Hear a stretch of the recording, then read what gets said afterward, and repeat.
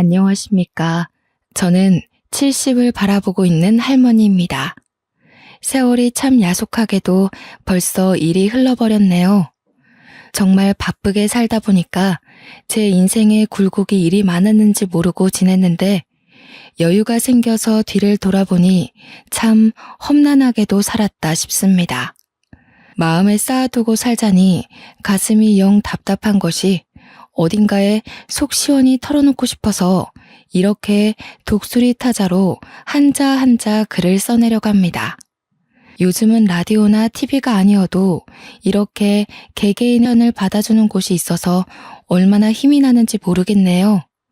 그럼 조금 서툰 글솜씨로 이야기를 시작해 보도록 하겠습니다. 저에게는 아주 똑똑한 딸이 하나 있습니다. 세상 물정은 하나도 모르지만 공부머리만큼은 정말 좋은 딸이었어요.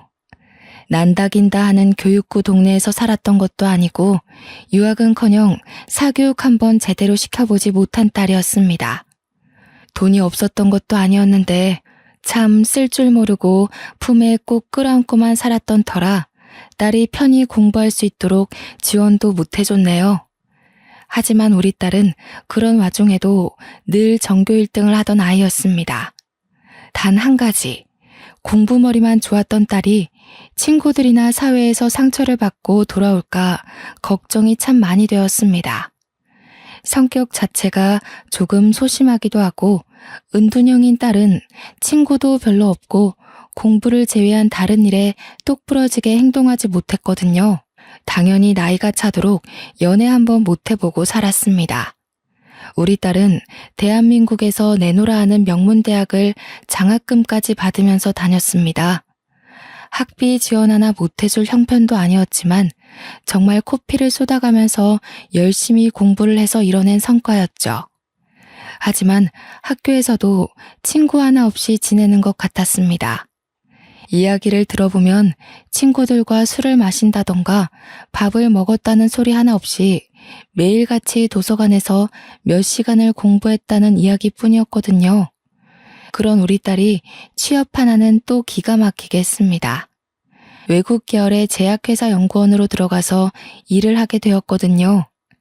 신약 개발에 투입되어 성공적인 결과를 낸 덕분에 성과금도 엄청 많이 받고 나이는 어리지만 능력 또한 인정받게 되었습니다.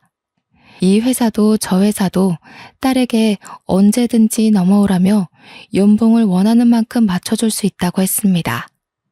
딸은 신약 개발을 하는 것도 좋지만 하고 싶은 공부를 마음껏 할 수 있는 지금 회사가 참으로 마음에 든다고 했죠. 어릴 때부터 뚝심 있게 공부를 하더니 커서도 공부에 매진하는 모습이 참 한편으로는 예쁘면서도 걱정이 되기도 했습니다. 점점 나이는 30대에 가까워지는데 우리 딸은 연애 한번 못 해봤으니까요. 남편과 저는 남몰래 선짜리라도 주선해야 하나 걱정이 참 많았답니다. 도통 남자에 관심이 없으니 혹시나 취향이 조금 남다른가 하는 생각도 했습니다. 남편은 술을 진탕 먹고 한번 물어보자고 열린 마음으로 받아줄 수 있다는 이야기까지 했습니다만 저는 아닐 거라 굳게 믿었죠. 하루는 남편이 혹시나 싶어 넌지시 물어보니 딸이 기겁을 하면서 아직 남자를 만나고 싶은 마음이 없었을 뿐이라고 단칼에 의심을 잘라냈습니다. 그 뒤로는 정말 남편과 저는 매일같이 기도를 드리며 딸에게 좋은 짝지가 나타나길 기다렸어요. 하지만 하늘도 무심하시지. 그런 기도가 무색하게 남편이 큰 병을 얻고 말았습니다. 남편이 췌장암에 걸리고 말았어요. 췌장암이라는 게 증상이 워낙 늦게 나타나기도 하고 쉽게 알아차리기 어려운 곳에 자리를 잡다 보니 항암 치료도 이미 늦은 단계에서 발견이 되었습니다. 저는 정말 좌절했고 딸아이 또한 한동안 충격에 쌓여 헤어나오질 못하는 수준이었습니다. 남편만 덤덤하게 제 손을 잡고 임자, 이제 내가 가려나 봐. 우리 딸 꼭 좋은 자리에 시집 보내고 내가 손 못 잡아줘서 미안해 하며 눈을 감았습니다. 딸과 저는 부둥켜 안고 얼마나 울었는지 모르겠어요. 화장터에 도착해서 남편을 태우는데도 이게 꿈인지 생시인지 구별이 가지 않을 만큼 현실감이 없었습니다. 정막이 쌓인 집에서 저는 남편의 온기를 찾아 며칠을 헤매곤 했습니다. 딸은 그런 저를 일으켜 세워준 하나뿐인 가족이었습니다.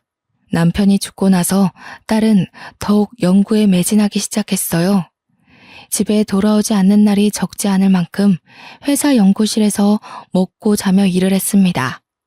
그 이유는 췌장암을 빨리 알아차릴 수 있는 검진 키트를 만들고 싶어서였습니다. 저는 그런 우리 딸의 마음을 너무나도 잘 알기에 말리지 못했습니다. 그렇게라도 해서 아버지의 마지막을 곱게 마무리하고 싶었기 때문일 테니까요. 다행히도 남편은 저에게 마지막 선물처럼 보험금을 남겨주고 떠났습니다. 처음에 보험회사에서 금액을 듣고 통장을 수령했을 때는 선물이라고 생각했는데 시간이 흐르고 나니 짐덩이 같더군요. 남편의 목숨값인데 이걸 어떻게 쓰나 싶어서 그랬습니다. 그렇게 딸과 저는 서로를 의지하며 점차 마음의 안정을 찾았고 처음에는 온기가 사라진 집에 슴슴한 온기를 불어넣었습니다. 몇 년의 세월이 더 흐르고 딸아이가 35살이 되었을 때 비로소 저에게 결혼을 하고 싶다며 남자를 소개시켜 주었습니다. 저는 정말 깜짝 놀라고 말았죠. 매일같이 회사 일에만 매진하던 딸이 어느 세월에 연애를 해서 결혼 이야기를 하는지 저는 꿈에도 눈치채지 못하고 있었거든요. 저는 무척이나 긴장하며 예비 사위를 기다렸습니다. 진중하고 소심한 우리 딸이 어떤 남자를 내 눈앞에 데려올까 너무너무 궁금해서 그 전날엔 잠도 제대로 들지 못할 정도였습니다. 그렇게 딸이 데려온 남자의 첫인상은 다시 생각해도 참 별로였습니다. 생긴 게 너무 반질반질해서 뭐랄까 좋게 말하면 진하게 잘생긴 얼굴이었지만 나쁘게 말하면 카바레에 있을 법한 제비처럼 생긴 얼굴이었습니다. 생긴 걸로 판단하면 안 된다고 하지만 첫인상부터 편견을 가지게 만드는 그런 외모였습니다. 옷도 단정치 못하고 조금 과하게 삐까뻔쩍한 반질반질한 실크 셔츠 같은 걸 입었는데 색도 어찌나 화려한지 정말 딱 보기에 딸과 어울리지 않았죠. 공부밖에 모르고 살았던 우리 딸과는 결이 다른 모습이랄까요? 저는 무척이나 걱정이 되었습니다. 딸의 눈이 정말 하트로 변해 있는 게 멀리서 봐도 느껴지는 정도였는데 예비 사위에게서 그런 느낌이 전혀 나지 않았거든요. 저는 조심스레 두 사람의 만남이 어디서부터 시작된 건지 슬쩍 물어보았습니다. 그러자 딸이 아주 수줍어하면서 이야기를 하는데 예비 사위가 무명 생활이 조금 긴 모델이라고 하더라고요. 연구원인 딸과는 전혀 접점이 없는 직업이라 저는 예비 사위가 사기꾼 같다는 생각을 지울 수가 없었습니다. 그러면서 딸이 저에게 몇 년 전에 만들었던 신약이 풀리면서 예비 사위가 지명 광고의 모델로 발탁이 되었고 촬영장에 놀러 갔다가 인연이 닿았다고 했습니다. 제가 유명한 모델이냐고 되물으니 그건 아니라고 손사래를 치더군요. 지명 광고라는 것도 TV나 그런 곳에 나오는 게 아니라 신문 광고에 작게 얼굴이 실리는 수준이라고 했습니다. 그러니까 전혀 유명세와는 거리가 멀고 돈도 제대로 벌 수 있는 사람인지 의심이 가는 수준이었다는 말입니다. 제가 딸에게 슬쩍 모델 일을 하면 벌이가 되나 하고 떠보니 딸이 웃으면서 돈은 자기가 잘 버는데 뭐가 문제냐고 하더라고요. 제 속이 콱 막힌 듯한 기분이 들었지만 남편이 죽고 최근 몇 년 동안 딸이 이리 환히 웃는 모습을 본 적이 없었기에 목구멍에서 말이 막히더라고요. 그냥 예비 사위가 매너가 좋고 연애에 대해 전혀 모르는 쑥맥인 딸을 잘 이끌어주는 사람이라고 했습니다. 그 말을 하면서 서로 마주보고 웃는데 제가 어찌 반대하겠나 싶더라고요. 두 사람은 서로를 반려자라고 생각하는 것 같은데 제가 끼어들 틈이 전혀 보이지 않았습니다. 딸은 자기가 연애를 안 해봐서 연애에 대해 잘 모르는 부분을 예비 사위가 잘 알려준다고 이야기를 덧붙였습니다. 저는 속으로 생각했죠. 연애에 뭘 알려줄 게 있나? 그냥 마음 가는 대로 살면 되지. 라고요. 둘이 결혼을 하겠다고 했으니 저도 심도 깊은 질문들을 이어갔습니다. 부모님은 뭘 하시는지, 학교는 어디까지 나왔는지. 그런데 그 질문조차 딸이 계속 가로채더라고요. 저는 답답했지만 오죽 좋으면 저러나 싶었습니다.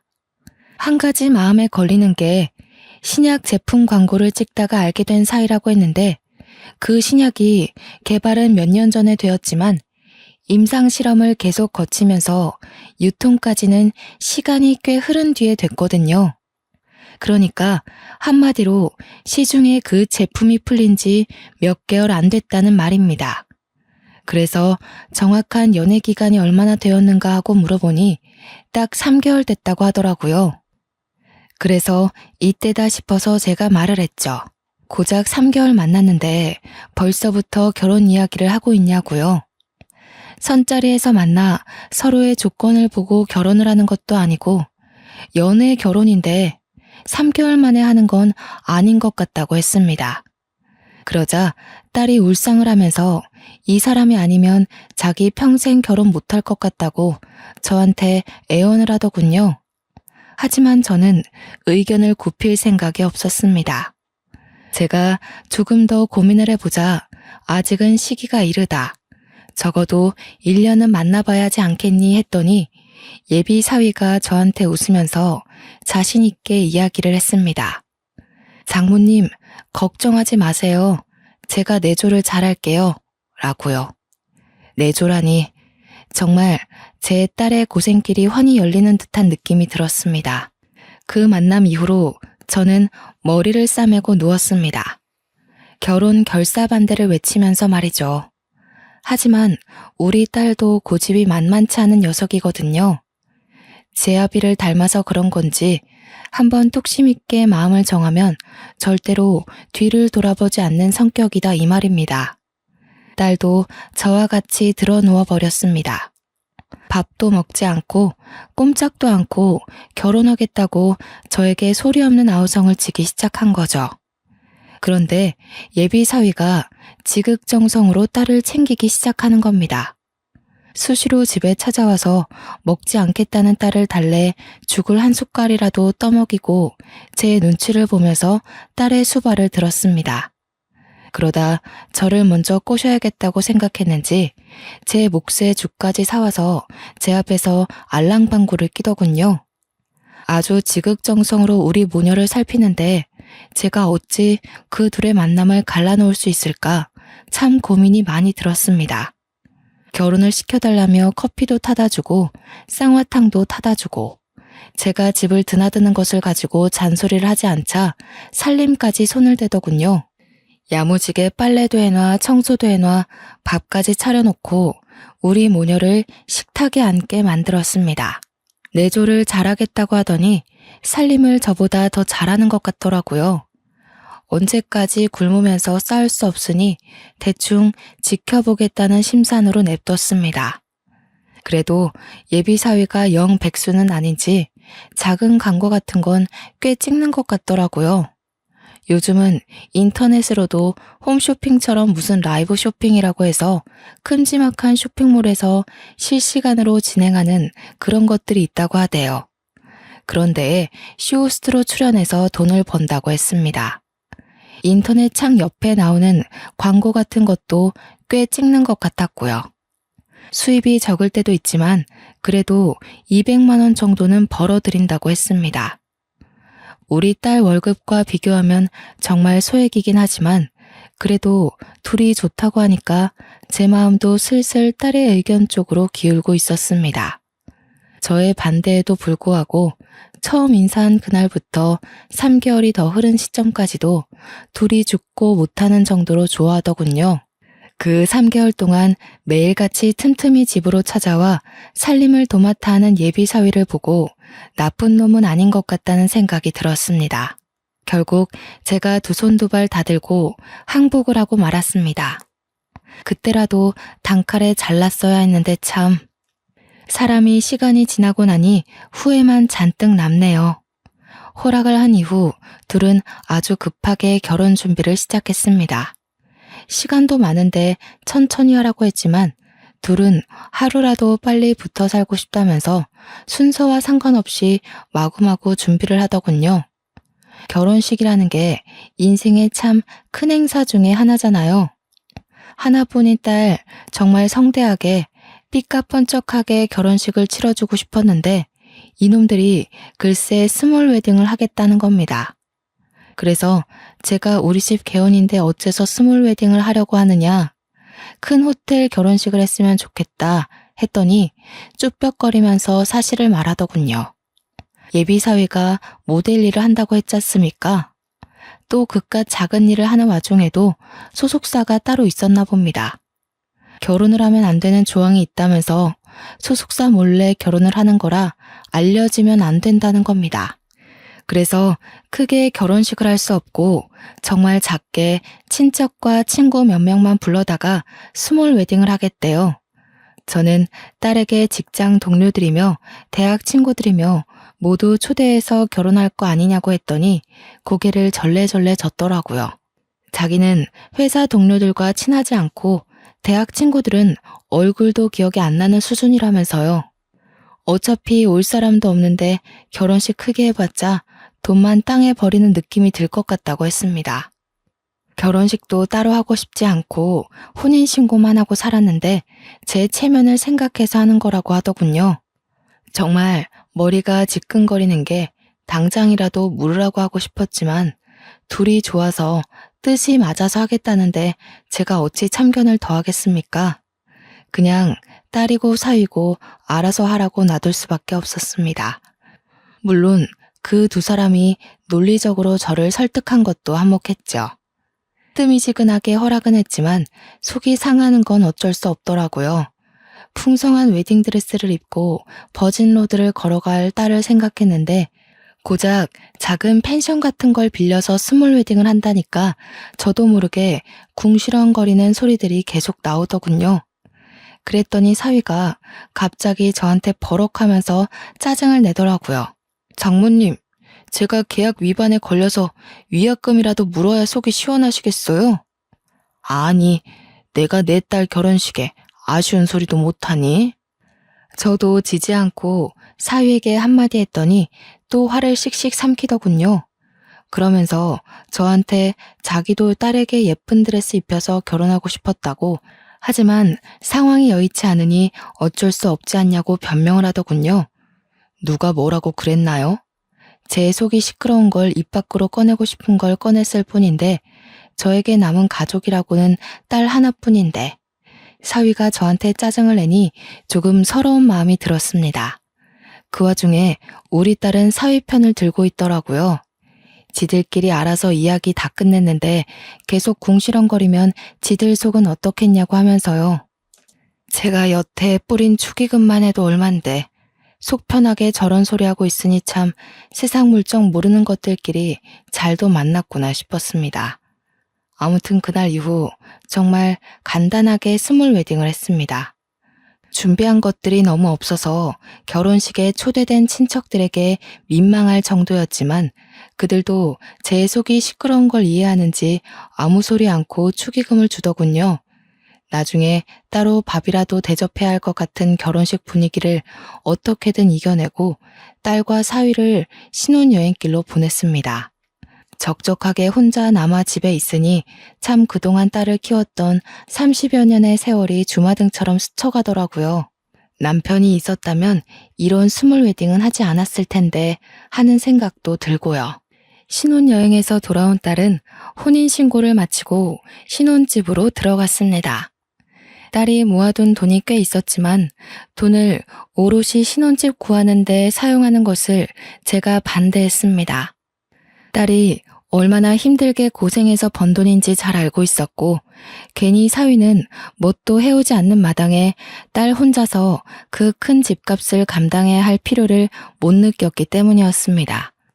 남편이 남겨준 부원금으로 노후를 위해 사두었던 아파트의 전세 계약이 끝날 시점이 되어서 그 집으로 딸을 들여보냈습니다.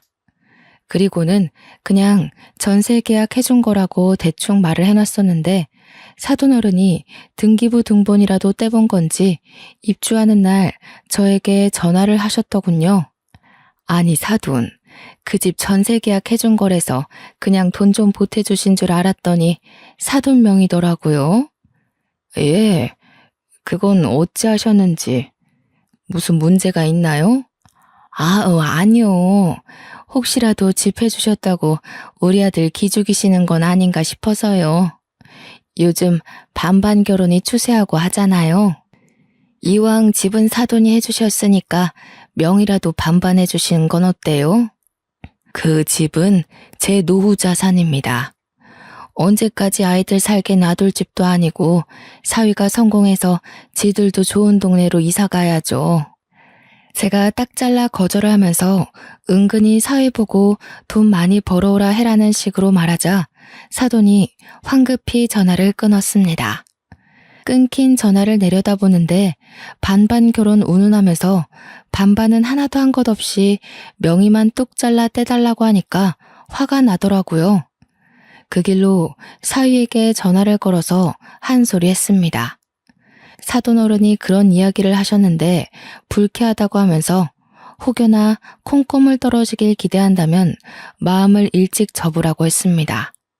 저는 그 집을 딸에게 평생 살 집으로 넘길 생각이 없었어요. 말 그대로 노후 자산이고 일종의 투자 개념으로 사둔 집이었으니까요. 사위는 멋쩍은 듯 죄송하다고 이야기를 하고 전화를 끊었습니다. 그래도 똑 부러지게 말했으니 잘 알아듣겠지 싶었는데 30분이 채 지나지 않아 딸에게 전화가 오더군요. 그러더니 다짜고짜 저한테 화를 내는 겁니다. 왜 자기 남편 기를 죽이냐고요? 제가 도대체 언제 기를 죽였다는 건지 기가 막히고 코가 막혔습니다. 그러면 나한테 명의 반반해달라고 이야기하는 건 기를 살리는 말이냐고 했더니 딸이 입을 꾹 다물더라고요.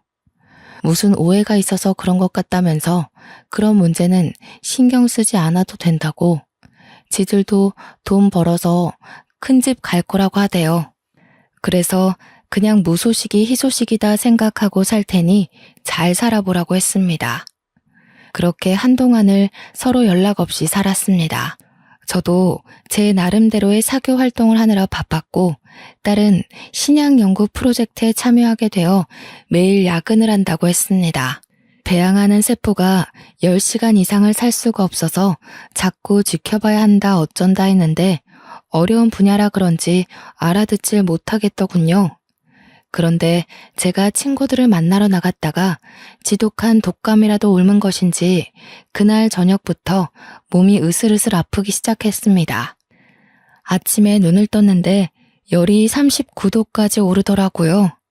그래서 동네 병원으로 가서 독감 검사를 해야겠다 싶어 옷을 주섬주섬 입는데 머리가 핑핑 돌아서 도무지 움직이지를 못하겠는 겁니다. 딸이 분가하기 전이었다면 분명 약이며 뭐며 일일이 다 챙겨주고 있을 텐데 결혼해서 나가서 사니까 저를 챙겨줄 사람이 하나 없더군요. 그럴 때면 정말 일찍 절두고 떠나버린 남편이 야속하게만 느껴졌습니다. 딸은 새 프로젝트 때문에 바쁘다고 했으니 저를 병원까지 데려다 줄 사람은 사위 하나밖에 없었습니다. 그래서 제가 사위에게 덜덜 떨리는 손을 부여잡고 전화를 걸었습니다. 신호가 한참을 가는데도 받지 않더군요. 그러다 포기하고 전화를 끊을 때쯤 사위가 전화를 받더니 저한테 와다다다 자기 할 말을 쏟아내더군요. 장모님, 제가 결혼한 거 업계에는 비밀이라고 했잖아요. 이렇게 갑자기 전화부터 하시면 제가 곤란하거든요. 제가 결혼한 거 절대로 들키면 안 되니까 앞으로 먼저 전화하지 마세요. 아니 이서방, 지금 그게 나한테 할 소리인가? 용건이 있으시면 문자 메시지 남겨두시면 되잖아요. 그럼 제가 틈날 때 전화를 드릴게요. 제가 위약금 물게 되면 그거 장모님이 내주실 거예요? 아니잖아요. 저 지금 촬영 들어가야 하거든요. 나중에 다시 이야기해요. 그러더니 전화를 뚝 끊어버리는 게 아니겠어요. 아픈 와중에도 제 할 말은 하겠다고 서운한 티를 팍팍 냈는데 사위는 한숨을 내쉬면서 바쁘다고 끊어버렸습니다. 잘 나가는 모델이면 또 몰라도 고작 인터넷 광고 몇 개 찍은 걸로 저런 생색을 내니 어이가 없을 뿐이었죠. 이 와중에 열은 계속 오르고 정신은 몽롱해지고 결국 쓰러지기 일보 직전에서야 119에 전화를 걸었습니다. 현관문까지 열었던 것은 기억이 나는데 그 뒤로는 아무것도 기억나지 않더군요. 고열에 정신을 놓아버리고 말았던 것이었어요. 결국 병원 측에서 딸에게 연락이 간 것인지 딸이 병원으로 찾아왔습니다. 병명은 독감으로 인한 급성 폐렴이었어요. 딸은 제가 눈을 뜨자마자 저한테 한다는 소리가 미련하게 왜 집에서 아픈 걸 참고 있냐며 진즉 병원을 왔어야지 하는 겁니다. 저도 갑자기 밤사이 아프기 시작한 거라 이렇게 될 줄 몰랐는데 말이죠. 아픈데 딸까지 제 마음을 몰라주니 너무 서럽더라고요. 그러면서 전화는 왜 안 했냐고 하는데 제가 눈물을 뚝뚝 흘리면서 사위에게 전화를 했다고 했습니다. 딸이 바쁜 거 아니까 사위에게 전화를 했는데 매몰차게 전화하지 말라 했다고 하니 딸이 당황하더군요. 그러더니 저한테 요즘 사위가 일이 밀려 들어와서 많이 바쁘다고 앞으로는 지한테 하라고 하더이다. 제 생각엔 백수나 다름없는 사이놈인데 그깟 거 몇 개 했다고 웃새는 꼴이라니. 딸이 변명을 하듯 요즘 일이 많이 들어온다면서 오늘도 오디션 보러 갔다고 했습니다. 딸 말대로라면 제 사위는 왜 TV에는 코빼기도 안 비치는 걸까요? 자랑도 엄청나게 했을 법한데 조용한 걸 보면 오디션 보는 족족 떨어지는 건 아닐까요? 병원에서 꼬박 3일을 입원해 있는 동안 사위놈은 얼굴 한 번 안 비쳤습니다. 태어나는 날에도 딸 혼자 왔길래 사위는 어쩌고 너 혼자 왔냐고 전화해서 데리러 오라고 말하라 했습니다. 그러자 딸이 우물쭈물하면서 전화기를 꺼내지도 않더군요. 전화해보라고 독촉을 하니 그제서야 전화를 못한다고 하는 겁니다. 제가 왜 전화도 못하냐고 물어보니 위약금 물면 어떻게 하냐고 실없는 소리를 하는 겁니다. 자기랑 결혼한 걸 다른 사람들은 모르지 않겠냐고 웃으면서 이야기를 하는데 정말 머리 한 쥐어박고 싶었습니다. 그게 무슨 속 편한 소리입니까? 도대체 주위에서 딸과 결혼한 것도 모르는 채 이렇게 살고 있다는 게 정상적인 부부 관계입니까? 그래서 제가 혹시 이서방 바람이라도 피는 거 아니냐고 하니 딸이 저한테 버럭했거든요. 그런 소리 하지 말라고 하는데 당연히 아니길 바라면서도 제 속이 찜찜한 건 어쩔 수 없었습니다. 제 속이 불타는 느낌이라 결국 참지 못하고 주말에 제가 딸의 집으로 찾아갔습니다. 배를 벅벅 긁으면서 사유가 문을 열어주길래 다짜고짜 들어가 앉아서 이야기 좀 하자고 했습니다. 이서방, 언제까지 결혼 사실을 숨기고 살 텐가? 속이는 것도 하루 이틀이지. 소속사에서도 이야기하고 유부남인 걸 밝히는 게 좋지 않겠어?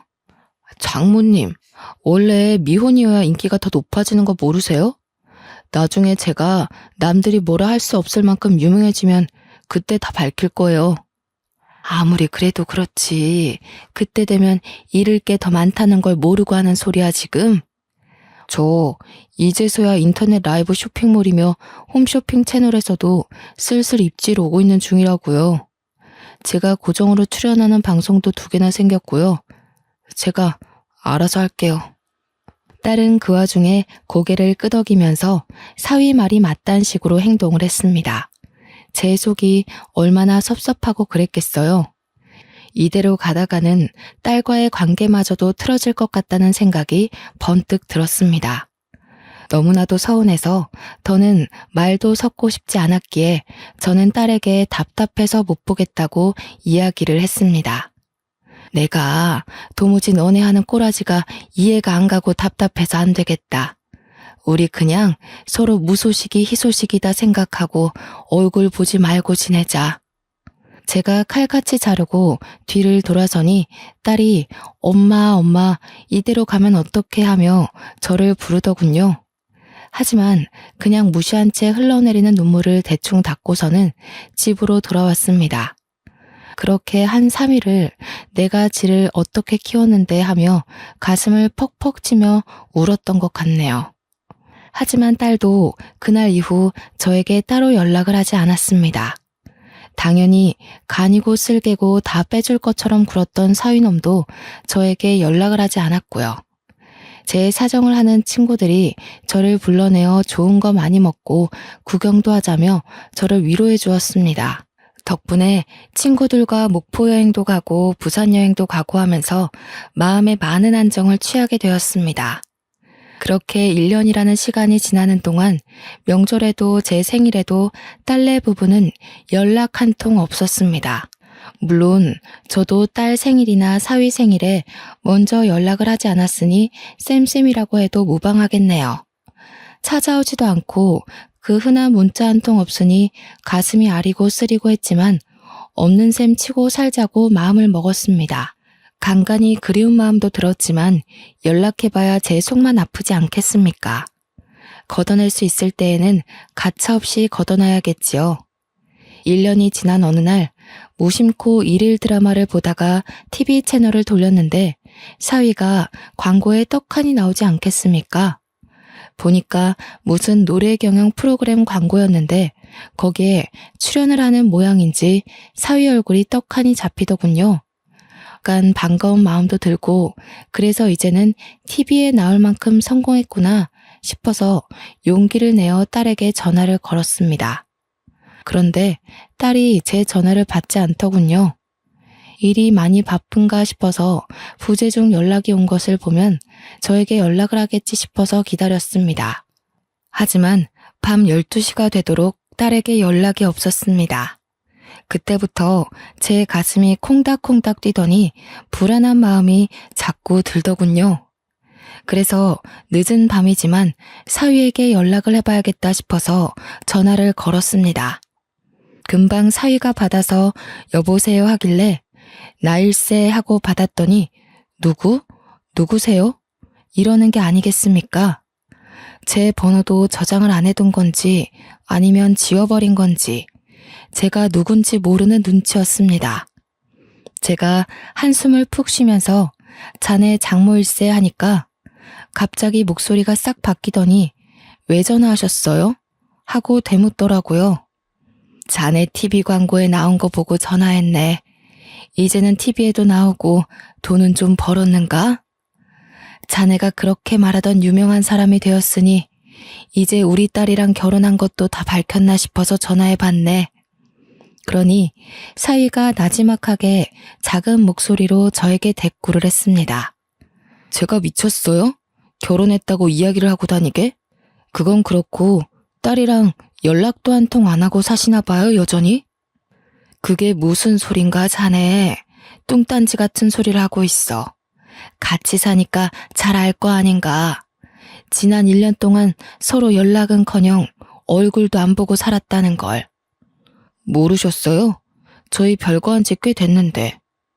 그러더니 저한테 딸한테 이야기 마저 들으세요 하고 전화를 뚝 끊어버리는 게 아니겠어요? 밤 12시고 나발이고 너무 놀라서 저는 딸의 집으로 찾아갔습니다. 별거 중이라니 도대체 그동안 무슨 일이 있었던 건지 딸의 얼굴을 직접 보고 이야기를 들어야 속이 시원할 것 같았습니다. 그런데 배를 한참 누르자 현관문을 열고 떡하니 나오는 것이 딸이 아니라 사위이지 뭡니까? 제가 너무 놀라서 자네가 왜 여기서 나와? 하고 물어보니 어리둥절한 얼굴로 왜요? 하고 묻는 겁니다. 왜요? 아니 우리 딸 집에서 왜 자네가 나오냐니까. 별거 중이라며. 짐 싸서 나간 게 장모님 딸이에요. 이게 말이나 되는 소린가 지금? 내 명의의 집인데 내 딸이 나간다는 게. 우리를 얼마나 우습게 알았으면 이런 파렴치한 짓을 꾸며? 당장 짐 싸서 나가게. 제가 소리를 버럭버럭 지르면서 화를 내자 사위의 얼굴이 약간 구겨졌어요. 그런데 그 뒤에서 어떤 여자가 갑자기 자기야 누구야? 하는 소리로 사위에게 말을 거는 거 아니겠어요. 저는 놀래서 눈이 동그랗게 변했고 사위는 골치 아픈 일이 생겼다는 얼굴로 뒤를 돌아봤습니다. 자기야? 이 미친놈이 바람까지 피고 앉았어? 내 집에서 상간녀랑 함께 지내고 있단 말이야? 내가 누군지 궁금하쇼? 내가 이 버러지 같은 놈 장모 되는 사람이요. 장모요? 무슨 소리야 자기야? 자기 유부남이었어? 여자친구 없다며. 그러자 사위가 막 횡설수설하면서 변명을 시작하는데 듣기에도 말도 안 되는 말들만 내뱉고 있었습니다. 상간녀가 씩씩거리면서 사위의 뺨을 확 내리치는데 얼굴이 돌아갈 정도로 세게 때리더라고요. 그러자 사위가 씩씩거리면서 상간녀에게 내일 촬영 있는데 얼굴을 때리면 어떡해 이러면서 둘이 싸우기 시작하는 겁니다. 둘이 서로 욕을 내뱉으면서 네가 괜히 내가 괜히 하면서 싸우는데 머리가 지끈거리더군요. 도대체 우리 딸은 어디서 뭘 하고 있는지 걱정도 되고요. 둘 다 시끄러워. 싸우려면 내 집에서 나가서 싸워. 내일 날 밝자마자 짐차 불러서 짐 빼게. 그러자 사위가 장모님 오해해요 하면서 갑자기 제 바지가랑이를 붙들고 이야기를 하는데 상간녀라는 여자는 저한테 유부남인 거 진짜 몰랐다고 하면서 도망을 가려고 하더군요. 그 타이밍에 딸에게 전화가 걸려왔어요. 엄마 무슨 일 있어요? 너무 오랜만이죠. 하길래 당장 너 살던 집으로 돌아오라고 하니 말이 없더군요. 사위 이야기 다 들었으니 당장 오라고 하니 20분도 안 되어서 딸아이가 집으로 왔습니다. 둘이 살던 집 근처 원룸을 얻어서 나가 있었다고 하더군요. 이 모질이야. 나가도 저놈이 나가야지 왜 네가 나가고 앉았어? 그러니 딸이 답답하게 저 사람이 원룸 얻을 돈이 어디 있어 이러대요. 제가 딸의 등을 퍽퍽 치면서 그래서 이런 놈이랑 결혼하면 안 된다고 했어 안 했어 하면서 오열을 했습니다. 그러자 딸도 저를 보고 설움이 복받쳤는지 울기 시작했습니다. 딸이 우니 제 가슴이 더 찢어지는 듯한 고통에 휩싸였어요. 저는 앉아서 무릎 꿇고 당장 어디로 이사를 가요? 저 갈 데 없어요 하는 사위의 뺨을 힘껏 내리쳤습니다. 딸도 제 행동에 놀랐고 사위도 놀라서 얼굴을 부여잡더라고요. 내가 자네 바람피는 꼴까지 다 봤는데 자네를 용서해야 할 이유가 있나? 갈 데 없는 건 내가 알 바가 아니니 당장 꺼지게. 내 눈앞에서 당장 꺼져. 그럼 재산분할 해주셔야죠. 자네가 장가올 때 뭘 들고 왔다고 재산분할을 요구하나? 법대로 하자고. 바람핀 증거며 뭐며 내 눈으로 똑똑히 봤는데 내가 못할 것 같나? 어디 한번 소문 제대로 내보자고. 딸은 바람 폈다는 소리에 그게 다 무슨 소리냐고 벌벌 떨고 있더라고요. 알고 보니 사위가 소속사에서 눈치를 챈 것 같으니 잠시 별거를 하자는 식으로 말해서 딸을 원룸으로 보낸 것이었어요. 그러다가 결혼 소식을 알리니 많이 하는 문제로 딸과 다툼이 자주 있어서 지금은 싸운 상태였다고 했습니다. 그게 전부 사위놈이 바람을 피려고 계략을 짠 것이었죠. 딸은 사위에게 깊은 배신감을 느꼈는지 부들부들 떨었습니다. 제가 소문을 낸다고 하자 사위는 재산 분할도 필요 없다. 조용히 이혼해달라고 했습니다. 딸도 더 이상 더러운 꼴 보기 싫다며 위자료를 돈독히 받자는 저를 말렸습니다. 끝까지 정말 사랑해서 그런 건지 모르겠지만 물러 빠진 딸을 보고 저는 가슴을 두어 번 더 쳐야만 했습니다. 저에게 뺨을 대신 때려주어서 고맙다며 앞으로는 실망시키지 않겠다고 하는데 도대체 제가 실망할 일이 뭐가 있겠습니까? 딸의 아픔을 먼저 헤아리지 못한 게 천추의 한이죠. 그렇게 속전속결로 서류까지 잘 정리하고 저는 그 집에서 딸의 짐을 모조리 빼서 저희 집으로 옮기고는 집을 팔아버렸습니다. 어차피 오래 들고 있으려고 했던 집도 아니었고 도무지 찝찝해서 그 집을 가지고 있기 싫었거든요. 그 사이에 시세 차익이 많이 나서 꽤 짭짤하게 부동산 수익을 얻었습니다. 그런데 3개월쯤 지나서 갑자기 모르는 번호로 연락이 오더군요. 바로 사위의 상간녀라는 여자였습니다. 저에게 사위가 자기를 속이고 만난 거나 다름없으니 본인도 피해자라고 위자료를 받아야겠다는 미친 소리를 하지 뭡니까? 저는 경찰서에서 당당하게 만나보자고 했습니다.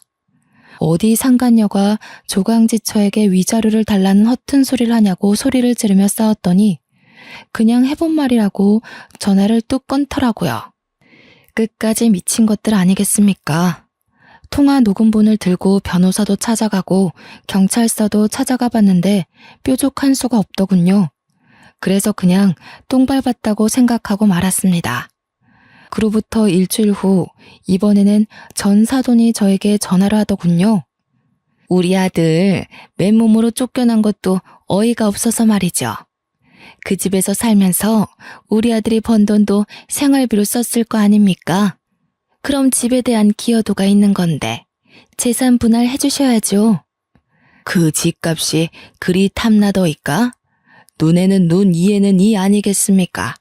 서로 소송전으로 어디 한번 더럽게 굴러봅시다. 그러자 전 사돈이 제 반응을 예상치 못했는지 어버버 하더라고요. 저는 기분이 너무 더러워서 참을 수 없었습니다. 그 길로 인터넷에 사람들이 가장 많이 본다는 사이트에 줄줄이 글을 올렸습니다. 요즘 TV 광고에 나오는 유명세 타는 모델 XXX가 내 사위였다 하면서 글을 올리고 종편 채널에서 하는 노래 부르는 대회에 나온 캡처본을 올렸죠. 당연히 소문은 급 물살을 타고 기사까지 뜨게 되었습니다. 유명해지면 잃을 게 더 많을 거라던 제 말을 무시했던 사위에게 제대로 파급력을 보여주고 싶었죠. 그 글을 엄청 퍼지고 후속 기사에는 소속사에서도 몰랐다고 계약을 파기하겠다고 하더군요. 그날 저녁에서야 사위와 사돈이 번갈아가며 지들 생각이 짧았다고 제발 글 좀 내려달라고 거짓말이었다고 이야기해달라는데 제가 왜 그래야 합니까? 소속사에서 위약금으로 계약금의 몇 배를 달라고 했다더군요. 얼마나 고소한지. 딸과 저는 마사지까지 받고 와서 둘이 나란히 누워 두 다리 뻗고 잠을 잘 잤습니다. 그 이후로 전 사위는 다시 인터넷 방송을 전전하는 신세가 되었고 수억의 빚을 떠안게 되었다고 했습니다. 이래서 사람이 언제까지 비밀을 숨기고 살 수 없는 거겠죠. 마음도 곱게 쓰고 가진 것보다 더 욕심내면서 살면 안 된다는 걸 깨우쳤길 바랍니다. 서툰 글솜씨로 이렇게 길게 사연을 써서 보내게 되었네요. 추워지는 날씨에 평안한 하루 보내시길 바라면서 제 글은 여기서 마무리하도록 하겠습니다.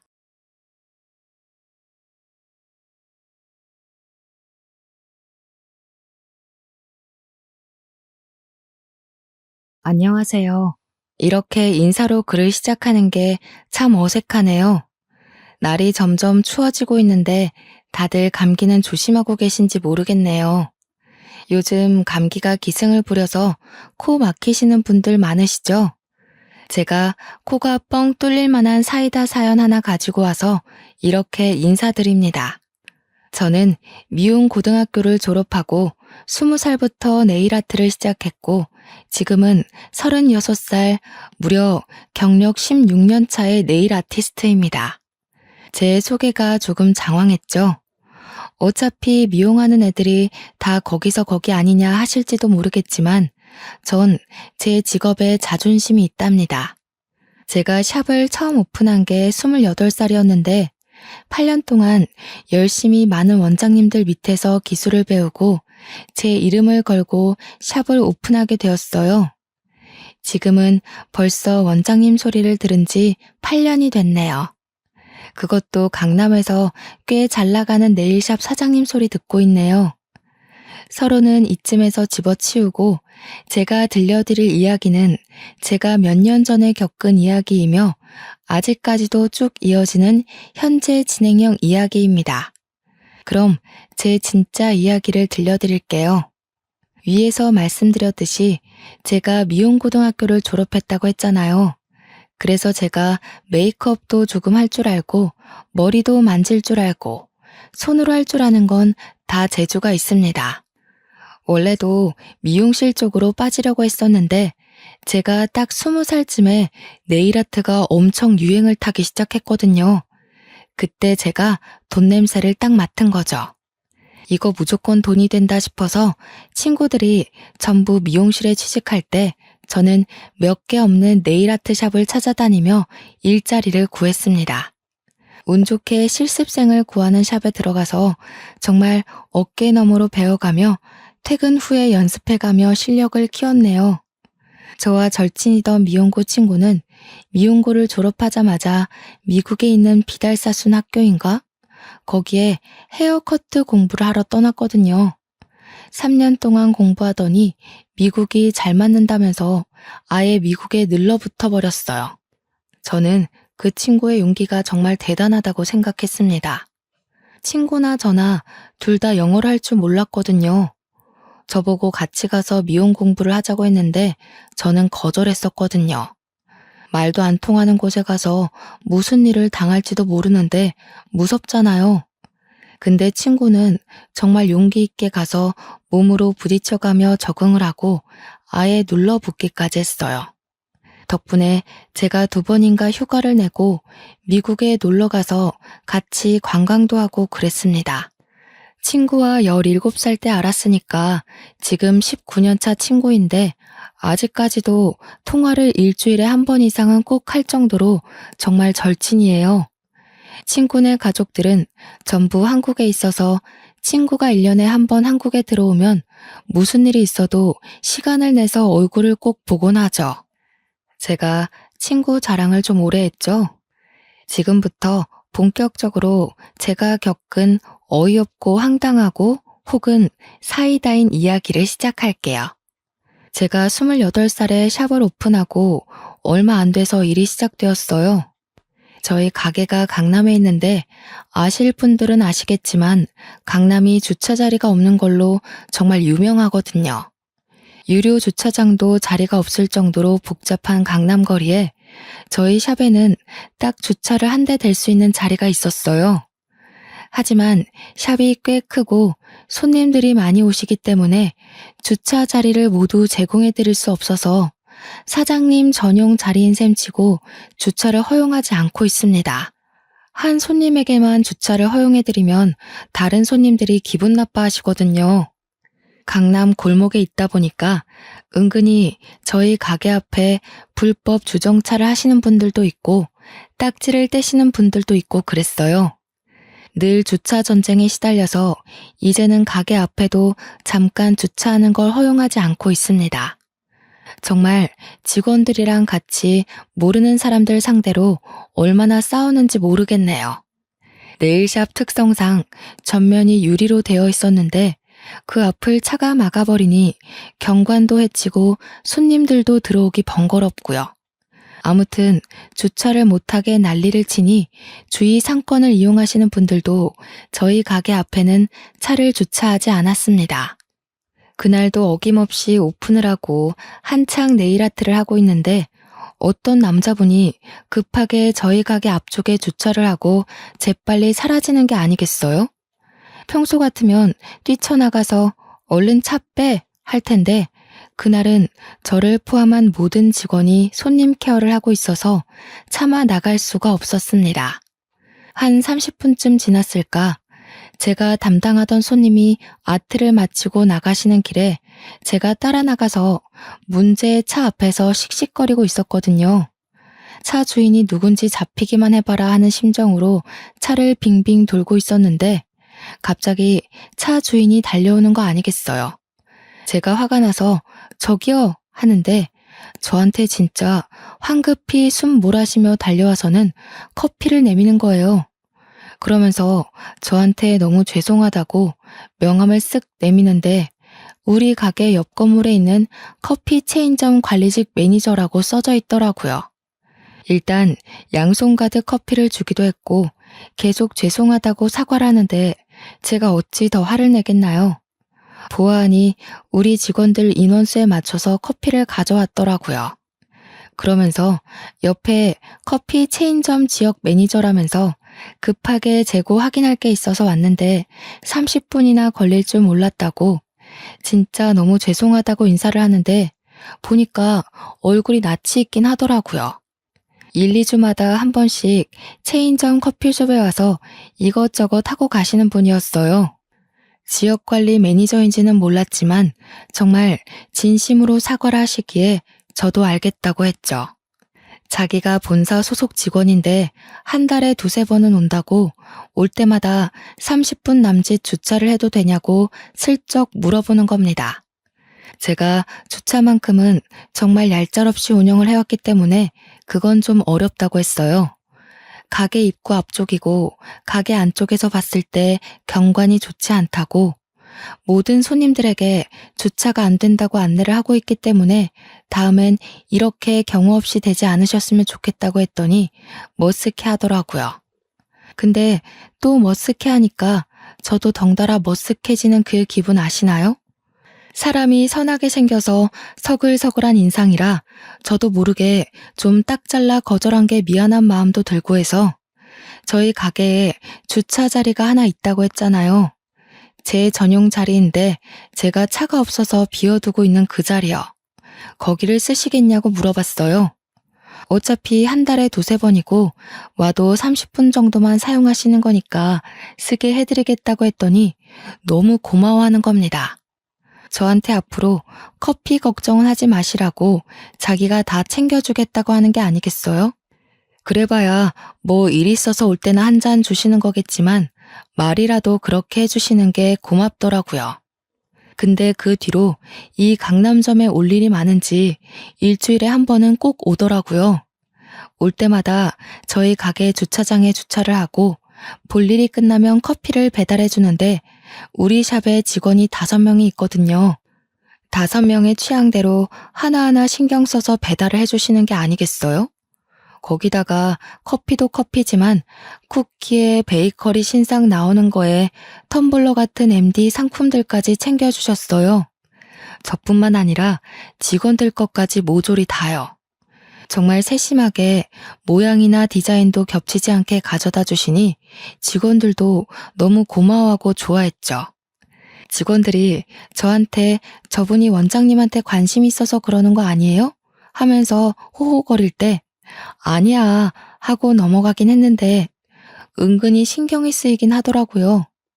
웃는 얼굴이 강아지같이 귀엽고 곱슬거리는 파마끼 있는 머리카락이 잘 어울리는 남자였거든요. 미국에 있는 친구랑 통화하면서 이야기를 해주니까 저한테 사귀자고 고백해보라면서 놀리기 시작하는데 뭔가 속이 몽글몽글 하더라고요. 저한테 친구가 그렇게 물량 공세를 퍼붓고 있는 게 진짜 주차 자리 때문에 그런 거겠냐고 아무리 직원이라고 해도 돈 주고 사오는 걸걸 하는데 진짜 그런가 싶었어요. 커피면 몰라도 사실 텀블러 같은 건 비싸잖아요. 그걸 직원들 것까지 하나하나 챙기면 값이 꽤 나갈 텐데 뭔가 신상이 들어올 때마다 반복을 하니까 진짜 나한테 관심이 있나 싶었죠. 아직 30도 되지 않은 나이에 일이 바빠서 연애도 못하고 있었는데 이게 기회인가 싶은 마음도 들고요. 예전에는 분명 한 달에 두세 번밖에 안 오던 사람이 이제는 커피 핑계 대면서 일주일에 한두 번씩 오는 게 수상하기도 했어요. 나한테 진짜 관심 있는 거면 좀 더 티를 내주면 좋을 텐데 싶으면서도 너무 김칫국 먹는 건가 하는 생각도 들고 사람이 마음이 막 들쑤셔지니까 직장에서도 집중이 도통 안 되더라고요. 직원들도 제가 창밖을 바라보고 있으면 원장님, 그분 기다리시는 거죠? 이러면서 은근히 저 놀리고 제가 그렇게 티가 나게 기다렸나 싶어서 마음을 갈무리하려고 해도 원래 사랑을 숨길 수가 없다잖아요. 그래서 다음에 오면 솔직하게 물어봐야지 하면서 벼르고 있었는데 그날 딱 오후에 커피 사들고 왔더라고요. 평소 같으면 샵에 들어와서 커피를 주거나 상품을 주면서 간단하게 설명을 해주고 가거든요. 그날 제 예약 고객님이 조금 늦는다고 하셔서 커피 주고 가시는데 따라 나갔어요. 뒤에서 직원들이 힐끗 쳐다보면서 수근수근 거리는 게 느껴지긴 했지만 뭐 아니면 도다 하는 마음으로 따라가서 이야기를 꺼냈습니다. 혹시 저한테 관심 있어요? 하고 대놓고 말을 했죠. 그러니까 저한테 머리를 살짝 긁적이면서 그걸 이제 눈치채셨냐고 전화는커녕 문자도 한 통 없길래 관심 없으신 줄 알았습니다. 이러는 거 아니겠어요? 생각해보니까 첫날 저한테 명함을 주셨었잖아요. 거기에 연락처가 있었는데 제가 먼저 연락이 없으니까 제가 관심 없는 줄 알고 그만두려고 했었대요. 근데 포기가 안 돼서 자꾸 보러 온 거라고 하시는데 제 얼굴이 진짜 사춘기 소녀처럼 빨개지더라고요. 그래서 제가 그랬죠. 명함 받은 거 까먹었다고. 솔직하게 이야기하고는 저도 자꾸 보니까 관심이 가서요. 까지 덧붙였어요. 그러니까 대뜸 휴대폰 내밀면서 서로 알아가는 시간을 가졌으면 좋겠다고 번호를 알려달래요. 잘 됐다 싶어서 바로 번호부터 알려드렸습니다. 샵으로 돌아오니 직원들이 전부 저만 보고 있더라고요. 그래서 번호 땄다고 이야기하니 다들 막 박수치고 난리가 났는데 웃겨가지고 혼났네요. 그러고는 자연스럽게 썸이라는 걸 타게 됐어요. 남자친구는 저보다 2살이 많았고 여동생이 한 명 있었죠. 썸 타는 남녀가 할 일이 뭐가 있겠어요. 매일같이 통화하고 만나서 얼굴 보고 데이트하고 그러다 보니 자연스럽게 사귀게 되었고 4계절을 함께 보낸 뒤 결혼 이야기를 하기 시작했습니다. 결혼 이야기를 하다 보니 당연히 시댁에 인사를 드리러 가게 되었어요. 제가 네일샵 사장이긴 하지만 아무래도 미용 쪽으로 여자가 일을 한다고 하면 색안경을 끼고 보시는 어른들이 많거든요. 어릴 때 얼마나 공부를 안 했으면 미용을 하냐 이런 식으로 말씀하시는 분들이 심심치 않게 있어서 걱정을 조금 했습니다. 그래서 시부모님을 만나 뵙고 나를 싫어하시거나 결혼을 반대하시면 어떡하지 하는 고민을 미리 좀 했어요. 그런데 인사를 드리러 간 날 이게 웬걸 저를 너무 좋아하시는 거예요. 특히 시모가 손이 귀한 직업이라는데 손도 너무 예쁘게 생겼다면서 제 칭찬을 엄청 해주시더라고요. 절대로 물도 묻히지 말라면서 솔직히 설거지 같은 건 시킬 거라 예상하고 겁먹었는데 선뜻 하지 말라고 해주시고요. 근데 예비 신랑한테 여동생이 한 명 있다고 했잖아요. 정말 징글징글한 시누이요. 시누이가 제가 네일아트 샵을 운영하고 있다는 소리를 미리 들은 건지 저한테 딱 그러는 게 아니겠어요. 어머, 언니. 그럼 언니가 내 손톱은 책임지면 되겠다. 언니, 어디 학교 나왔어요? 이렇게요. 그래서 저는 땡땡 미용고등학교를 나왔다고 했어요. 제가 나온 학교가 미용 쪽으로는 정말 유명한 학교거든요.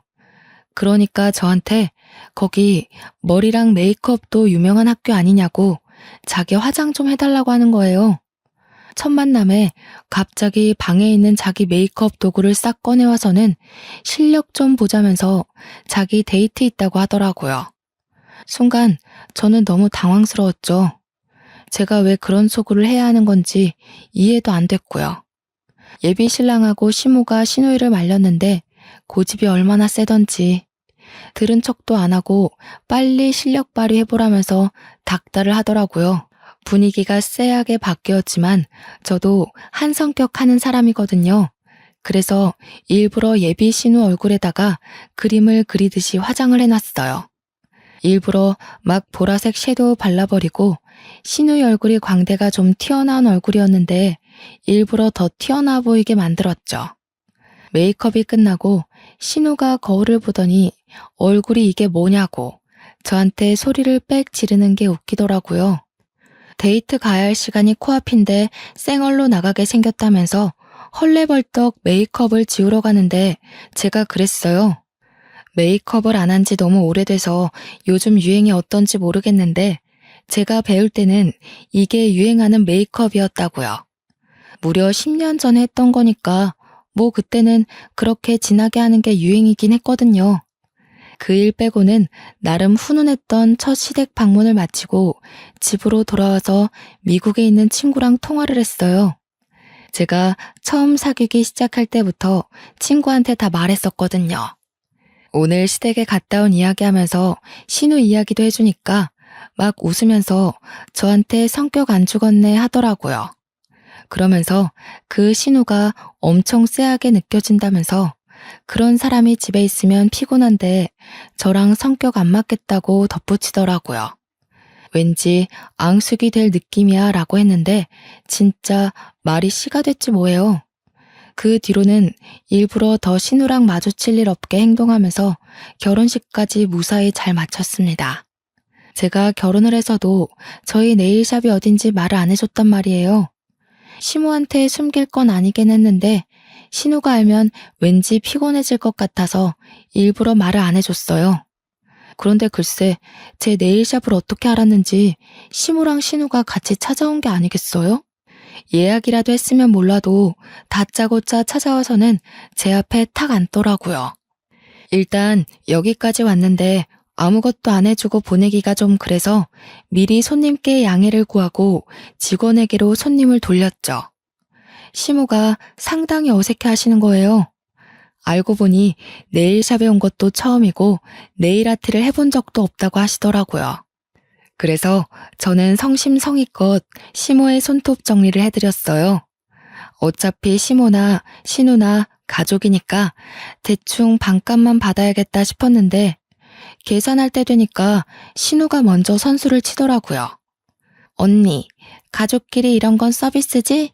엄마 가자 하는데 계산하려고 하시던 시모도 멍 때리고 저도 어버버하고 있었죠.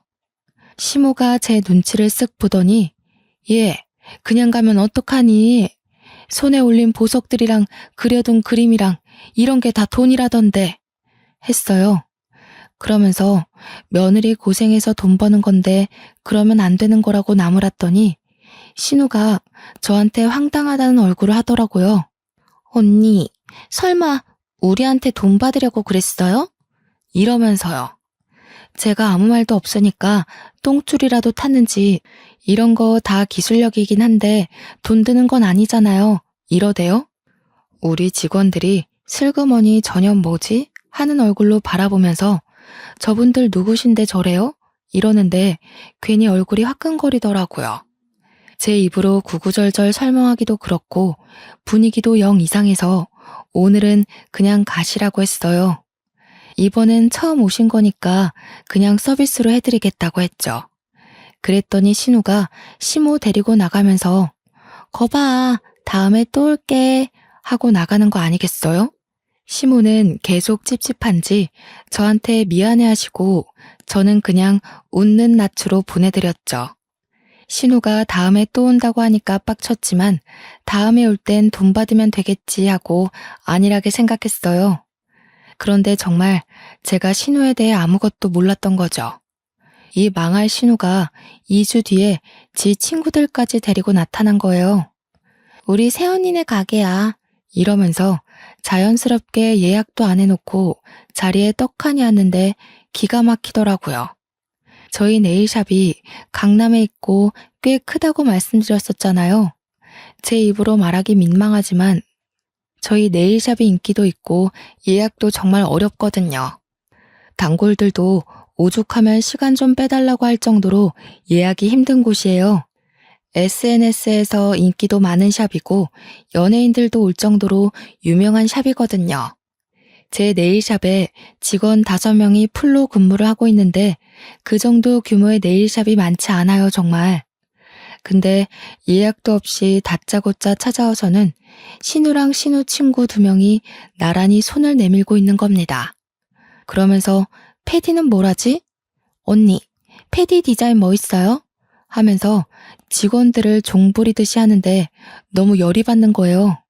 제가 그냥 딱 잘라서 지금 예약 있어서 못 해드린다고 했어요. 그러니까 저한테 비웃음 섞인 목소리로 지금 손님 없잖아요. 이러는 거예요. 아니, 손님이 무슨 1분 1초 총각을 다투며 들어오는 것도 아닌데 그렇게 말하니까 짜증나더라고요. 그래서 10분 뒤에 오실 거예요. 그래서 오늘은 네일 아트 못 해드리니까 가세요. 했더니 신호가 난리인 거예요. 케어는 필요 없으니까 얼른 색칠이라도 해달라고 버팅기는데 죽어도 안 된다고 했죠. 저도 장사하는 거고 손님이랑 약속이 되어 있는데 너무 무례하시네요. 하니까 친구들도 제 눈치를 보고요. 신우는 친구들 앞에서 무시당했다고 생각이 들었는지 씩씩거리는데 뭐 제가 알 바는 아니죠. 그래서 예약 잡고 오시라고 이야기했더니 저희 막내 직원애한테 예약 언제 비어있냐고 소리를 치더라고요. 근데 하필 다음날 취소된 예약이 있어서 한 타임 비어 있었어요. 직원애가 제 신우라고 하니까 솔직하게 말을 해버린 거죠. 예약 다 차서 못 온다고 하면 끝날 일이었는데 아무튼 다음날 오겠다고 하더니 저한테 두고 봐요 언니 하고 나갔어요. 솔직히 두고 보자는 사람치고 진짜 무서운 사람 없어서 겁은 별로 안 났습니다. 아무튼 다음날 예약된 시간에 떡하니 나타났더라고요. 그러더니 손톱 연장에 스와로브스키 큐빅의 컬러까지 다 다른 색으로 10손가락 바르고 아트까지 꼼꼼하게 채우더라고요. 1인당 저희 샵 기준으로 대충 40만 원 이상 나오는 디자인들이었습니다. 그래서 저도 속으로 벼르고 있었겠다. 돈 다 받을 생각으로 꼼꼼하게 네일 아트를 했죠. 계산하러 오라고 했더니 신우가 친구들한테 갑자기 허세를 막 떠는 거예요. 생각해보면 일부러 저 들으라고 이야기한 것 같네요. 우리 새언니가 반값에 해줄 거니까 걱정하지 마. 다른 데 가면 이 디자인 한 3, 40만 원 할걸? 근데 또 여긴 우리 새언니네 가게니까 언니 한 15만 원만 긁어요. 저한테 명령하듯 이야기하는데 진짜 기가 막혀서 말이 안 나오더라고요. 그래서 저도 완전 처음 듣는 이야기인 척하면서 무슨 소리를 하시는 거예요? 라고 반문했어요. 지금 이 아트들 엄청 가격 나가는 것들이에요. 저쪽 분은 42만 원, 이쪽 분은 45만 원입니다. 신우소는 44만 원이에요. 카드 주세요. 할부로 해드릴까요? 그러니까 신우 친구들이 난리가 난 거죠. 야, 반값이라며. 뭐야, 많이 나와도 15만 원 이상 안 받는다며. 그러면서 저를 쳐다보면서 신우가 한 말이랑 다르대요. 그래서 저도 그랬죠. 애초에 신우가 저한테 그런 이야기를 물어본 적도 내가 말한 적도 없다고요. 우리 신우 완전 얼굴 빨개져서 부들부들 떠는데 제가 완전 어퍼컷을 날렸죠. 이 손톱이 어떻게 15만 원밖에 안 해요? 그럼 나도 거기 가서 손톱하겠다. 그러니까 신우가 저한테 새언니, 언니가 신우한테 이래도 되겠어요? 하면서 먹히지도 않을 협박성 멘트를 날리더라고요. 그래서 저는 웃으면서 신우는 신우고 돈은 돈이지. 얼른 카드 주세요. 했네요. 그랬더니 친구들이 울며 겨자 먹기로 쭈뼛 카드를 내놓는데 정말 딱 정가 그대로 받았습니다. 신우도 어쩔 줄 몰라서 눈치만 보고 있는데 신우한테도 손 내밀었죠. 카드 달라고 손짓하니까 저한테 자기 아예 지갑을 안 들고 왔대요. 진짜 어이가 없어서. 지 손은 공짜로 하고 가려고 아예 작정을 하고 온 거죠 뭐. 그래서 저도 이대로 보낼 수 없겠다는 생각이 들어서 이체하라고 했어요. 지갑은 없어도 휴대폰은 있으니까 충분히 이체할 수 있잖아요. 그러니까 신우가 나중에 준다고 지금 못 준대요. 그래서 지금 돈 안 내고 가면 경찰에 신고할 거라고 하니까 새언니 너무한 거 아니에요? 하면서 소리를 버럭 지르고 친구들은 신우 진짜 철없다는 눈빛으로 바라보고 직원들도 죄다 비웃고 신우 얼굴 벌개져서 어떻게 자기를 이런 취급할 수 있냐고 울먹이면서 말하는데 그게 먹힐 사람이면 애초에 제가 이체하라고까지 안 했겠죠. 결국 시모한테 전화해서 돈 좀 보내달라고 하더니 저한테 44만 원 이체하고 가더라고요. 나가면서 두고 보자고 꼭 돌려받게 될 거라고 악담을 퍼붓고 갔습니다. 제가 미국에 있는 친구한테 이 이야기를 해주니까 웃으면서 시집살이 대박으로 당하는 거 아니냐고 걱정을 하더라고요. 그러면서 그 신우 진짜 또라이 아니냐고 그런 인간이 며느리로 들어오면 소름 끼칠 것 같다고 공감을 해줬어요. 안 그래도 제 친구한테 오빠가 하나 있었는데 그 오빠가 결혼을 하겠다고 했나 봐요. 그러면서 자기 새언니가 그런 인간이면 어떻게 하냐고 걱정된다고 하길래 웬만해서 이런 또라이 만나기 힘들다고 위로도 해줬죠. 친구가 오빠 결혼 이야기가 솔솔 나와서 조만간 한국에 온다고 하길래 한국 오면 얼굴 보기로 약속을 했습니다. 그렇게 또 신우랑 마주치지 않고 평온한 일상을 보내고 있던 어느 날, 시모가 저한테 급하게 연락이 왔어요. 오늘 저녁에 뭐하니? 하시길래 별일 없다고 하니까 시댁으로 퇴근하면 바로 오라고 하시는 겁니다. 분위기가 약간 이상했어요. 그래서 남편이랑 같이 시댁으로 갔는데 신우가 웬 남자랑 같이 와 있는 거예요. 남편이랑 저랑 아무런 언질도 받지 못한 상태라서 그냥 뭐지 하고 있었는데 난생 처음 보는 남자가 있으니까 좀 어색하더라고요. 그런 게 신우가 저보다 딱 1살 어리거든요. 신우가 절 보면서 씩 웃더니 충격적인 이야기를 하는 겁니다. 언니, 오빠, 내가 먼저 애를 낳게 생겼네. 신우가 혼전 임신을 해서 옆에 앉아있는 남자랑 결혼을 하겠다고 찾아온 거였어요. 우리 시부모는 아무 말도 못하고 너무 놀라고 어이가 없으니까 저한테 전화해서 퇴근 후에 시댁으로 오라고 이야기를 한 거였죠. 저랑 남편은 정말 식겁을 할 수밖에 없었죠. 망나니 같은 신우가 혼전 임신으로 결혼을 한다고 하니까요.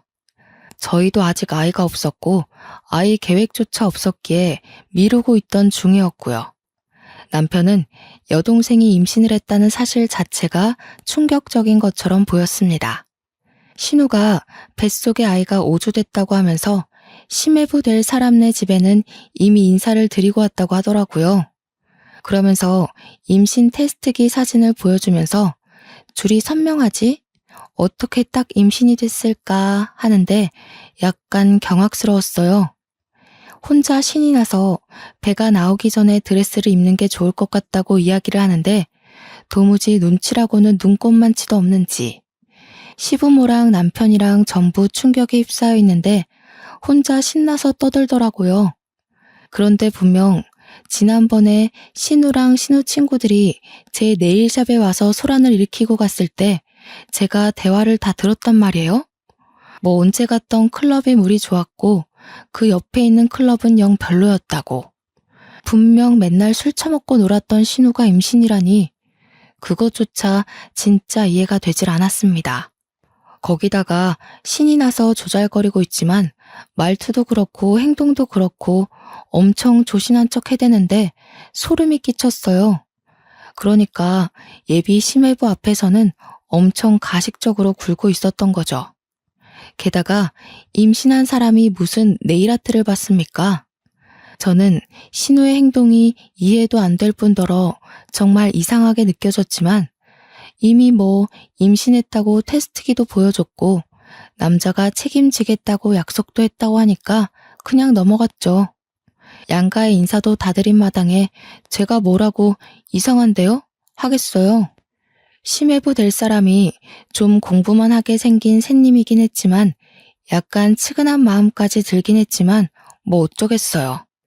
저런 개 망나니 같은 사람을 선택한 것도 지 팔자라고 생각해야죠. 그냥 잘 됐네요, 축하해요 하고 넘어가긴 했지만 속으로 저 신우 꽁꽁이가 뭘까 싶었죠. 분명 술 먹었다는 소리를 들었으니까요. 사실 언제까지 숨길 수도 없는 거 아니겠어요? 임신하고 술 먹은 거 애가 나중에 잘못되기라도 하면 엄청 죄책감이 느껴질 텐데 말이죠. 그래서 집에 와서 영 속이 시끄러워서 제가 신우의 SNS를 막 뒤지기 시작했어요. 근데 신우가 의외로 SNS라는 걸 아예 안 하는지 아무리 찾아도 나오는 게 없더라고요. 다음날 출근해서 아무 생각 없이 예약 내역이랑 장부를 보고 있다가 같이 왔던 친구 이름이랑 전화번호가 적혀 있더라고요. 혹시나 하는 마음에 신우 친구의 SNS를 찾아보니까 바로 나오는 게 아니겠어요?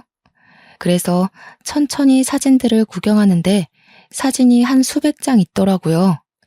신우랑 네일샵 왔던 친구들이랑 거의 깨알딱 벗어던지고 클럽에서 술 먹고 춤추면서 남자들이랑 노는 사진들이 다 있더라고요. 최근에 올린 사진이 언제였는지 아세요? 불과 3일 전이었어요, 3일 전. 그러니까 임신 사실을 알고 나서도 신우는 클럽에 가서 흔들어 제끼고 놀았다는 겁니다. 무려 뱃속에 5주짜리 태아를 달고 술도 먹고요. 혹시 모르니까 저는 그 사진들을 일일이 캡처를 해두었죠. 먼저 뿌리거나 그럴 생각은 없었지만 신우가 자꾸 저한테 버릇없이 굴면 저도 보험 하나는 있어야겠다 싶었어요. 자꾸 선 넘는 짓 하면 저도 그대로 돌려주려고요. 그리고 나서 한 2주가 지나고 신우가 자기 상견례가 코앞이라서 네일아트 좀 단정하게 해달라고 네일샵에 찾아온 거예요. 부탁도 아니고 명령조로 이야기하는데 기분이 팍 상하더라고요. 그래서 제가 신우한테 이야기를 했죠. 나한테 이러면 안 될 텐데? 무슨 임산부가 술을 먹고 다녀? 지난주에도 클럽 갔던데 예비 심해부 아이는 맞는 거야? 이랬더니 직원들이 흥미진진하게 쳐다보고 신우는 사색이 되고 그러면서 저한테 도대체 그거 어떻게 알았냐고 혹시 자기 뒷조사라도 했냐고 물어보더라고요. 그래서 네 친구 SNS부터 관리하라 그랬더니 바로 친구한테 전화해서 야, 사진 또 올렸냐? 내가 지우라고 했잖아. 하면서 성질을 내더라고요. 이 여자는 뱃속에 있는 아이 생각은 1도 안 하는구나. 태교는 바라지도 않았지만 아무 데서나 버럭버럭 하니까 고개가 절레절레 저어지더군요. 그러더니 저한테 그냥 대놓고 이야기를 하는 겁니다. 언니, 나 사실 임신 안 했어. 그냥 그 남자 엄청 돈 많이 버는 연구원이거든. 나이는 좀 있지만. 그래서 팔자 한번 펴보려고 임신한 척 한 거야.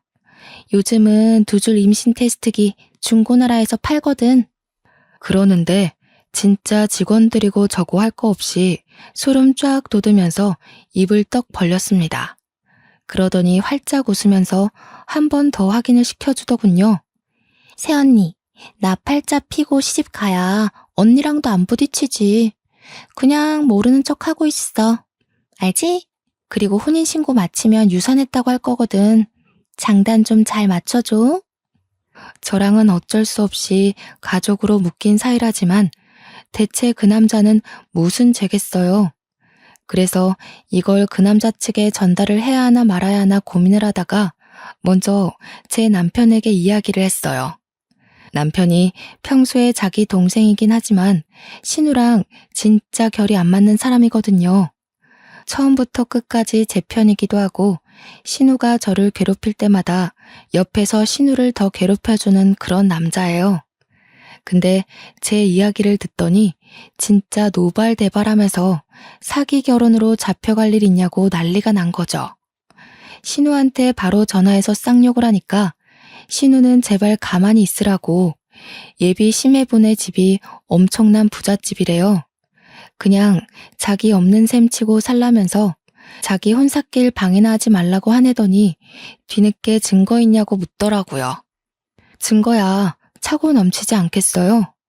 캡처 사진도 있고 저희 네일샵에 큐빅이나 디자인이나 네일 상품 같은 거 훔치는 사람들이 있어서 내부 CCTV가 있거든요. 무려 소리까지 전부 녹음되는 CCTV요. 신우 얼굴까지 모조리 다 나와 있는 영상 증거본까지 있는데 증거를 운운하다니. 남편이랑 저는 결국 뭐가 맞는 건지 끝까지 해답을 찾지 못한 채로 신우의 상견례 자리에 참석을 하게 되었어요. 끝까지 신우는 저와 남편에게 입단속 단단히 하라고 이 결혼 망치면 큰일 난다고 했어요.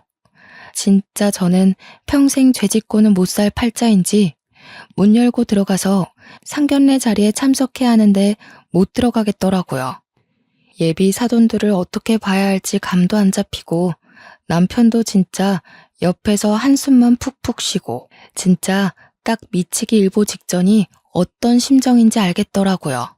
결국에는 눈 딱 감고 문을 열고 들어갔는데 예비 사돈댁 자리에 너무나도 낯이 익은 사람이 앉아있는 게 아니겠어요? 바로 미국에서 자리 잡은 저의 미용고 동기인 절친이 그 자리에 딱 앉아있는 거예요. 저를 보자마자 친구가 야!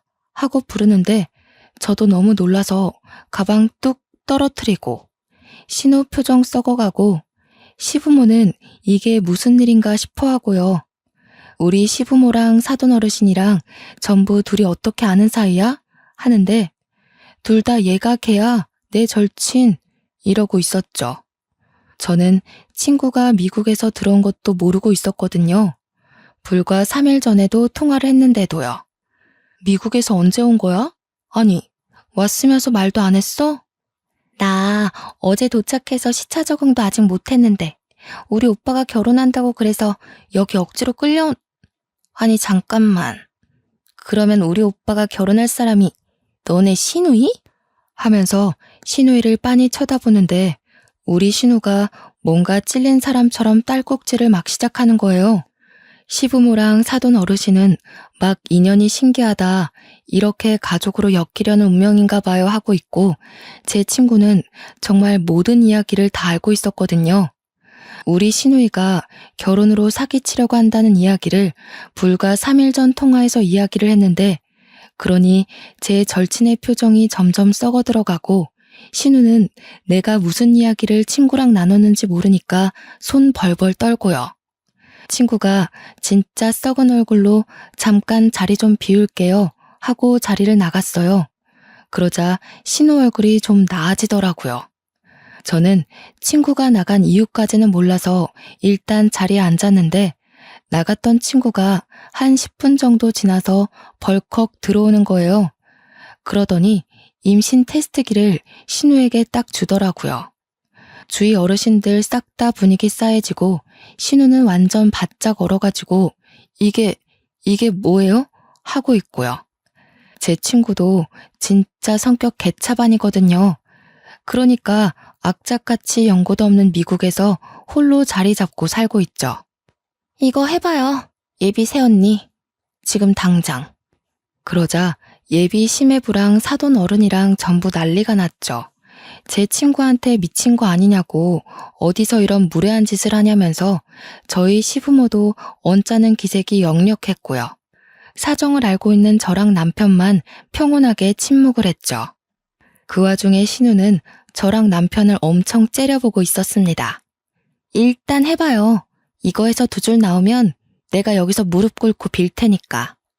친구가 그렇게 이야기하니까 어르신들도 전부 이게 무슨 상황인가 싶어서 신우 한 번 보고 친구 한 번 보고 그랬어요. 결국 친구가 참다 못해서 신우를 끌고 화장실에 가고 다른 정말 적막한 분위기에서 친구와 신우를 기다렸습니다. 시간이 10분 정도 지나자 친구는 씩씩거리면서 들어오고 뒤에서 신우가 엉엉 울면서 따라 들어왔어요. 다들 이게 무슨 일인지 모르니까 답답해하고 예비 시매부는 달려가서 신우이 달래주고 있고 근데 친구가 떡하니 한 줄짜리 임신 테스트기를 보여주더라고요.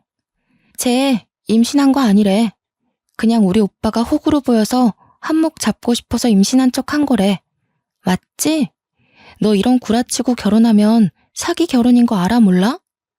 우리 시부모 거의 눈 뒤집고 까무러치고 예비 사돈댁은 그게 진짜야? 임신한 게 아니라고? 이 요망한 것 하면서 난리가 났어요. 한순간에 정막이 깨지고 엄청 시끄러워진 상황에 신우가 엉엉 울다가 갑자기 저한테 달려드는 겁니다.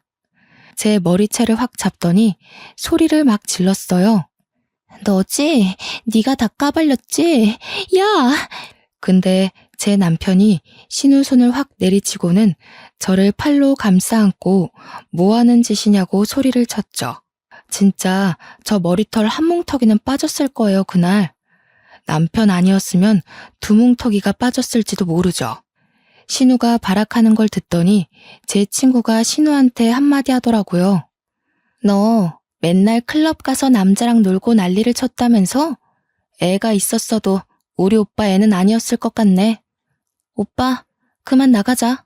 그러더니 저한테는 나중에 전화하겠다고 하고 예비 심해부였던 친구 오빠랑 친구 부모님이 모두 쓰레기 보듯 신우를 보면서 자리를 떴습니다.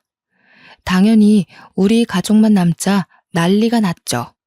남편은 신우한테 미친년 아니냐고 어떻게 그걸 속일 수 있냐고 난리가 나고 시모는 쪽팔려서 얼굴 어떻게 들고 다니냐고 울고불고 하시고 시부는 진짜 화가 나셨는지 신우의 등짝을 엄청 세게 때리셨어요.